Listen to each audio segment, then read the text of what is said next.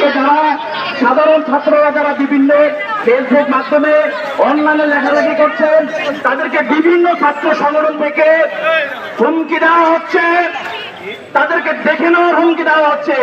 এবং আমার কাছে মেসেজও আছে, আজকে যারা এই প্রোগ্রামে উপস্থিত হয়েছেন অনেকে চুরি করে তাদের ছবি নিচ্ছেন। আপনাদের সবাইকে বলতে চাই, তারা এই সমস্ত স্বৈরাচারী মনোভাব নিয়ে কখনোই তারা বাংলাদেশের সুনাগরিক হতে পারে না। তারাই হচ্ছে প্রকৃত রাজাকার। তারাই সাধারণ ছাত্রদের উপর হামলা করতে চায়, তারা সাধারণ ছাত্রদের উপর